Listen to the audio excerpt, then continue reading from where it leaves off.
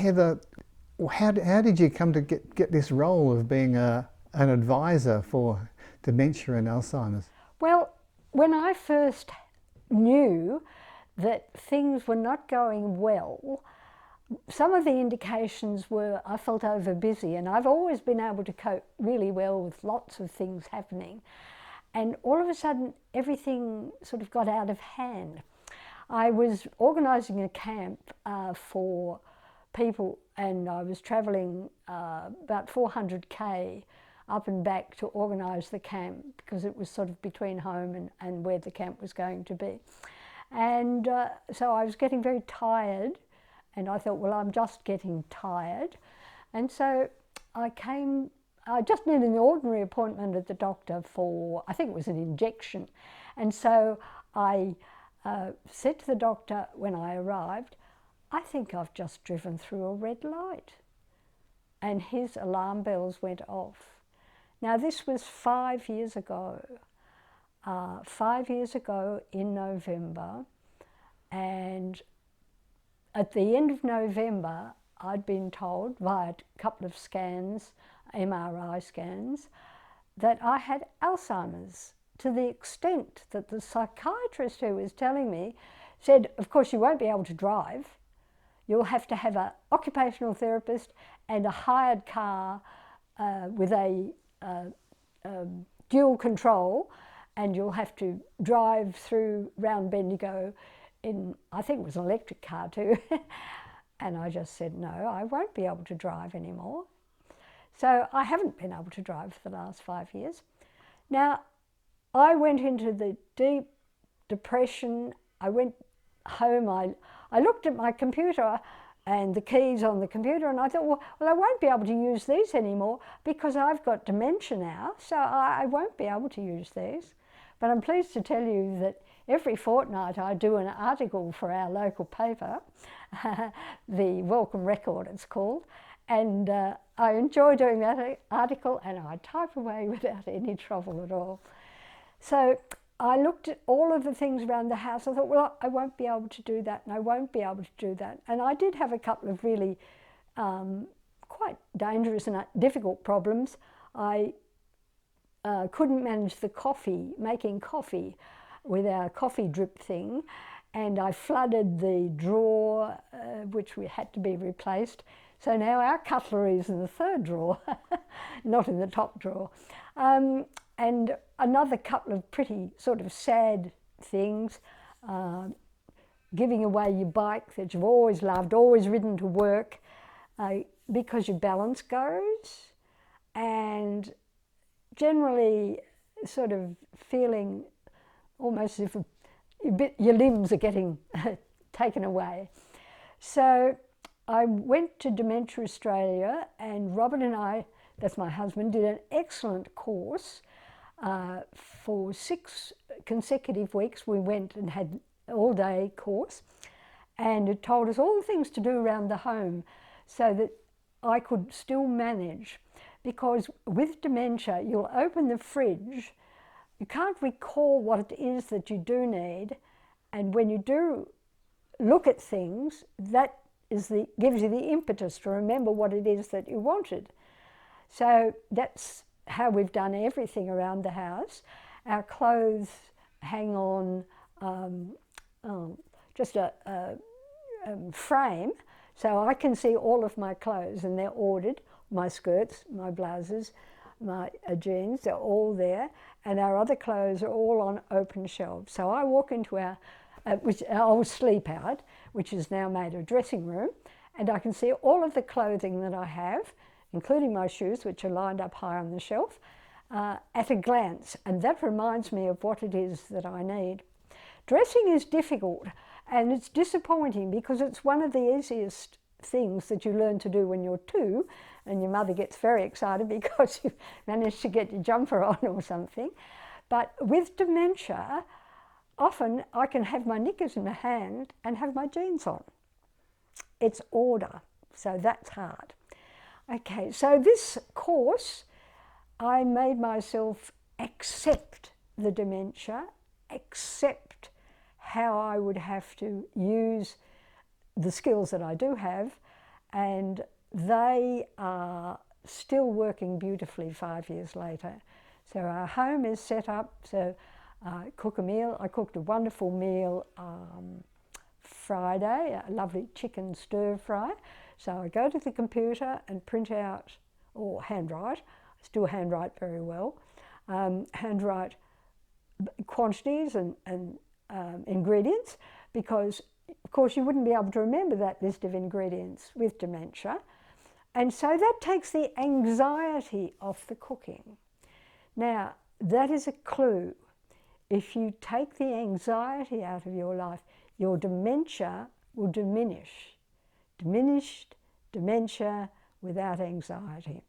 I said to Margaret, a lovely friend of mine, oh, I wish I hadn't given up bowls. And she said, Heather, but you were getting anxious in the afternoon and weren't bowling well. So, you know, it was wise. And so a lot of things have been cut out of my life. But there's 3 things that are very important with dementia, and do not drop these things. Even if you've been sick, even if you've had severe hospitalisation, etc., do not give up on exercise. Exercise daily. Whatever bits are still working, use them. Swim if you have to, if that's going to be weight supportive, or bike ride if your balance hasn't gone. Good walking, as much walking as you can get in. Get yourself a puppy. That'll fix it. So exercise. Try to use your whole body. I lie on the floor every morning and do my dead bird and dead dog things, and I've got an exercise mat on the floor. I also happen to have a rowing machine, which is really good, and of course, and a very vigorous dog. Okay, exercise. The next thing is to have socialisation. Very, very important. I just love, a couple of Thursdays nights ago, we had a Halloween night for our indoor carpet bowls, and it was fabulous fun, and we all had a great time. And then at our church we have you know, services where we all take part and have a little role, and that's really important. So your socialisation is vital of the things that you do. So exercise and socialisation. And there's something else, but I can't remember it because I've got Alzheimer's. But I'm working on it as I talk. So take away the anxiety of your life. See what skills you still have left. Mine are obviously visual, so my memory has been replaced by what I can see. I've got a little notepad with sticky notes. I carry it with me at all times, and I'll stick a note on the fridge, I'll stick a note on the table, I'll stick a note somewhere else, and so when I go back I know that the washing is in the washing machine and I have to go and hang it out in the line. All that kind of memory work, so that's really important. But I can't say enough for keeping fit and well, eating well, sleeping, that's it. That's the one I forgot. With Alzheimer's, you have amyloid plaques forming on your brain. And so, although we've got enough brain for probably 4 or 5 people, some of the brain is no longer transferring information. And so the amyloid plaques are sitting on my brain. Now, they're not sitting on other people's brains, because when you have deep sleep, REM, deep sleep, they're washed away every night. Those amyloid plaques don't get a chance to form. So if you can manage to really organise your sleep and get the best sleep at your best time, then do that. And if you can get into deep sleep, that will help clear some of these forming plaques. Otherwise, the dementia may begin to overtake you. But as you can hear from what I can remember and how I've structured my life, it need not overtake you. It need not overtake you. Now, Dementia Australia have put out a podcast. It's got 7 items in it. They're each half an hour long. The first one's about how you feel when you got diagnosed, and it's done by people with dementia. The second one is about the preparations you should make for the end of your life, because with dementia you won't actually be around for the end of your life, even though you're physically there. You won't be able to do that. And your relatives shouldn't have the pain or difficulty of wondering if you want to have a heart operation or don't want to have a heart operation, or whether you want to be cremated or, you know, whatever. So that's the second one, how to get all that done so that when you aren't able, they can just relax and say, you know, Mum wanted this, that, the other thing. So I went and saw a solicitor and arranged all that, and our children have signed what we've said. So that's it. The third one is exercise and dementia, and the other a lovely guy who makes it, he does gym for his balance. He's an early onset dementia, so he is only under 60, but he's working his way through in all these yoga, other exercise ideas. So that's how the exercise is. Then there's one on travel, then there's one on family, how to talk to your family, and that's it. So 7 podcasts. All you have to do is go online to Dementia Australia and then choose a podcast for your interest and listen to it. And Dementia Australia are very happy. They have calls 24/7 to help you and help you with a carer, which is one of the 7 podcasts, because eventually you may need somebody to help care for you.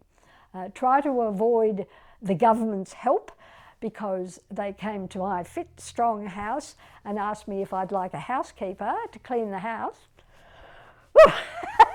My husband and I cleaned the school for 15 years. That's a commercial contract for cleaning. I can clean. And then a occupational therapist came and asked me if I'd like a walker. And I'd probably just done my 8 kilometre, I like to do 8 kilometres once a week. I run 8 kilometres once a week just to keep fit. And I'd probably just done that when I told her that my balance wasn't good, and she asked me if I'd like a walker. So my balance isn't good. If you get soap in your eye, you tend to fall over in the shower. So why not put a few rails around, because you don't want to fall down. That could be really so demoralising for you.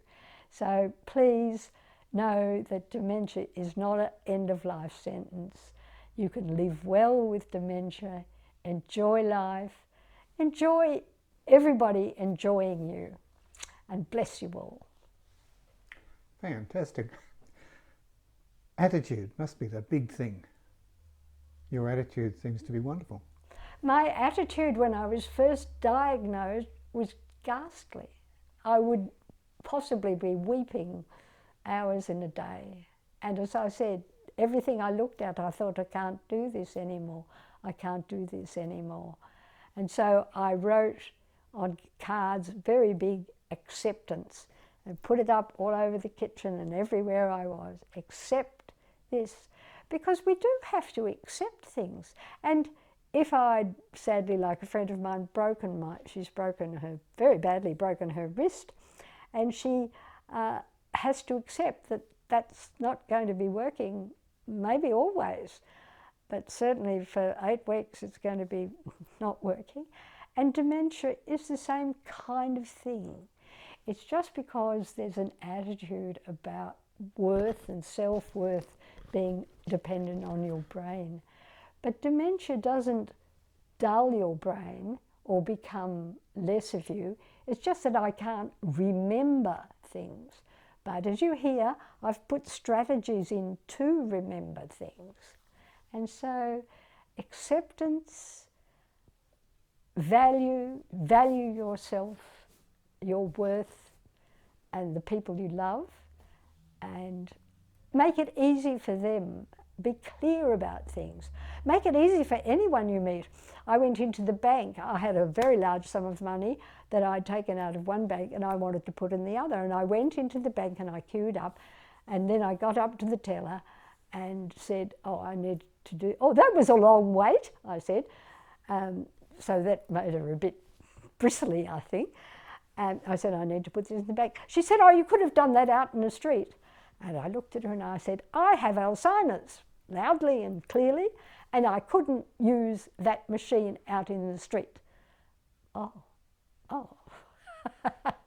So it's a help to everyone, and it's good for you to say, I have Alzheimer's, but look at me, and look at me. So yes, attitude to anything, and we can all go down and be miserable. Oh, I'm getting old, I can't, walk as far as I can. I walk slowly. Well, okay, sit with that if you want, or say, well, this is part of how I am. Let's see how well I can do. Yeah.